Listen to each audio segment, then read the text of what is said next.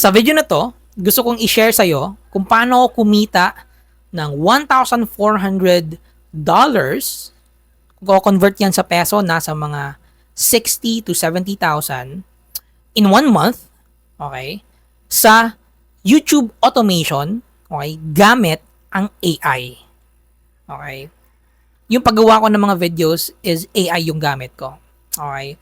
Pero disclaimer muna, ang video na to is going to be a raw video. Okay? It's just gonna be me storytelling or ikukwento ko lang kung paano ko siya ginawa, ano yung nangyari, and yun nga, kung paano ako kumita gamit ang method na to or business model na to. So, siguro naririnig mo na yung YouTube automation or maybe Facebook automation kasi meron na ring Facebook automation. Pero matagal na tong business model na to. Okay, I've been doing this for a couple of years. Pero itong 1,400 ko na kinita, bagong channel ito. Okay, just recently lang. So, eto na nga, ikukwento ko paano ko siya ginawa. Ikukwento ko na lang step by step para madali mong maintindihan or para kung gusto mong gayahin, gusto mo rin mag-YouTube automation, makokopya mo siya. So, step 1, Dieter, paano mo siya ginawa? Ano yung una mong ginawa? So, step 1, humanap ka ng tinatawag na golden niche or yung niche na may demand or may views.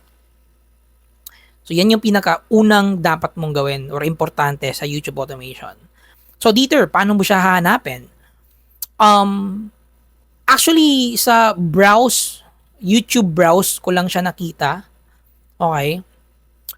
And pwede mo rin siyang hanapin sa trending, but mostly makikita mo lang siya sa browse and suggested. Now, ano ba yung technique?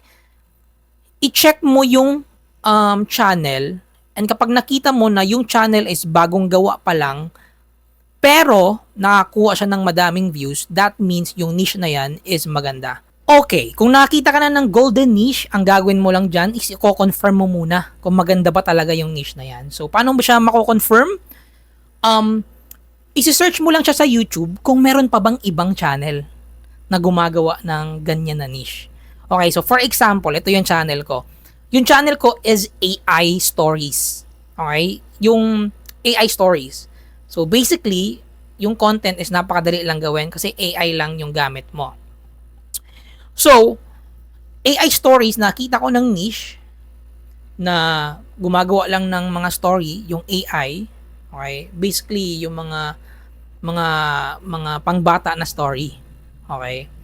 So, yun yung nakita ko, and then chinek ko kung may mga ibang channel pang gumagawa. So, nung na-check ko, 3 lang yung channel na gumagawa. And then yung 3 na yon is mga bagong channel, and then nakakakuha sila ng views. Okay?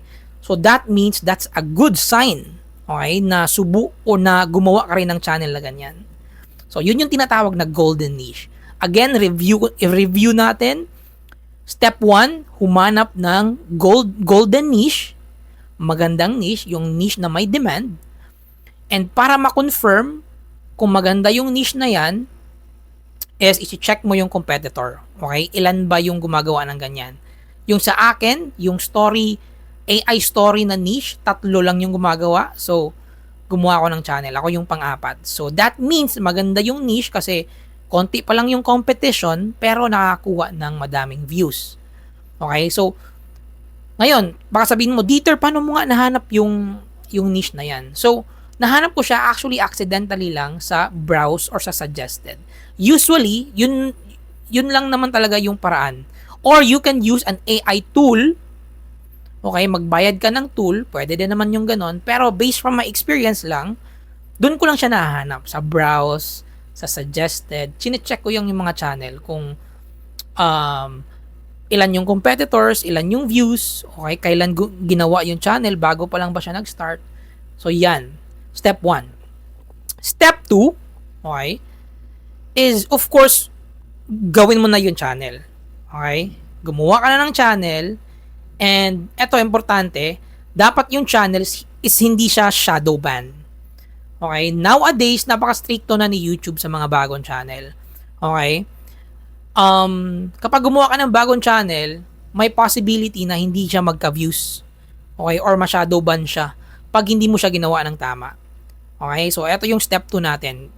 Gawin ang channel ng tama. So paano ba, Dieter? So dapat bago yung phone number, okay?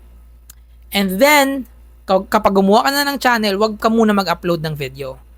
I-warm up mo muna yung channel. Okay? Ano ba yung ibig kong sabihin?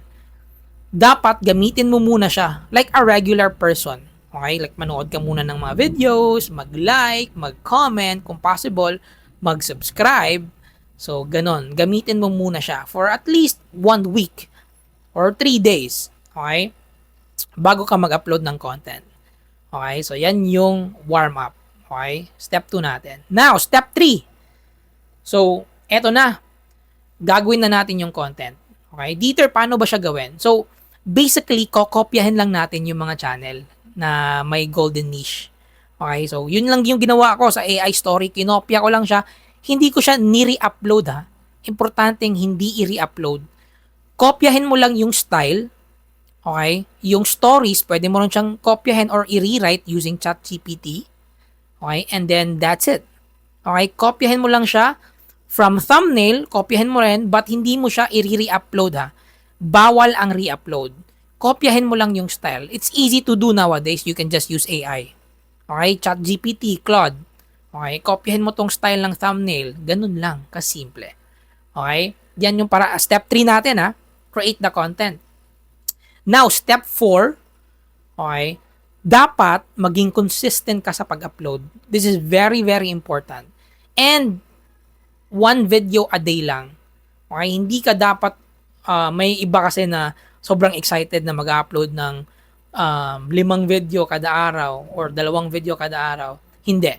Okay? 1 video per day and dapat maging consistent. Every single day, kahit weekends, okay, dapat mag-upload ka. Bakit natin to ginagawa?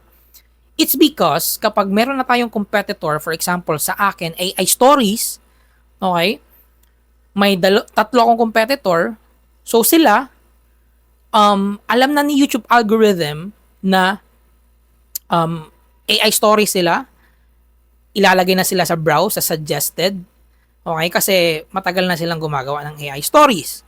Or solid na yung channel nila. Ikaw, dahil bago ka pa lang and makikig-compete ka sa kanila, dapat maging consistent ka. Okay? Dapat maging consistent ka. Or pwede rin na mas mahaba yung mga videos mo compare sa kanila. Dapat may edge ka kahit konti sa kanila. Sa mga competitors mo. Okay? It's very important. Okay? And important din yung maging consistent. Kasi kapag bago yung channel mo and hindi mo pinakitaan si YouTube algorithm na consistent ka, okay, possible na hindi ka bigyan ng impression or less impression yung ibibigay sa'yo. Okay, it's very, very important. Okay, now, step 5. Okay, eto na. So, step 5, nakapag-upload ka na ng content, double down on what's already working. Okay, sa experience ko, sa AI stories, kung ano yung nag-viral sa akin, okay, for example, nakapag-upload na ako ng mga 15 videos, okay, and may isa na nag-viral. So, ang ginawa ko is I double down on the viral video. So, ano ba yung mga magagandang nagawa sa video na yon? Okay, sa viral video na. Okay, so for example, sa akin pag-upload ko ng 15 videos, ang nangyari sa channel is yung isa nagka 100,000 views. So, ang ginawa ko is kinopya ko yung style and yung topic ng video na yon. Okay, parang gumawa ko ng part 2, part 3, part 4. So, ang nangyari, yung part 2, part 3, part 4, nagka-views din. Okay? So, mas kumita yung channel and na-monetize siya ng mabilis. Okay? So, it actually, it took almost 1 month and a half para ma-monetize tong channel, yung channel. Okay, na kumita ng 1,400 sa isang buwan. So, ganun lang kasimple. Okay? And, gusto ko rin sabihin na, yes, totoo yung YouTube automation. Marami ang kumikita sa YouTube automation. Isa na ako doon. And, kung hindi ka pa kumikita, maybe there's something wrong sa method mo. Okay? Maybe may konting, may konti ka lang hindi nalalaman. Okay?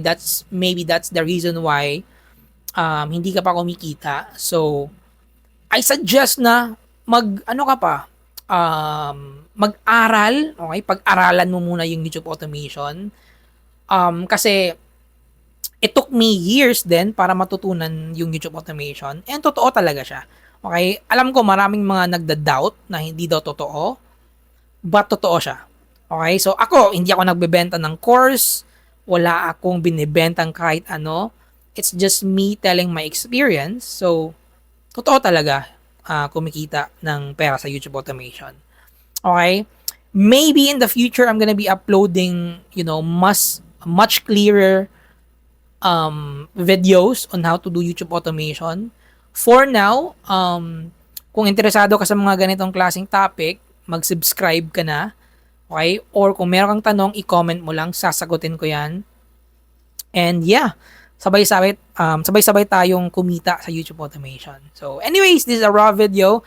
Thank you for watching and I see you on the next video.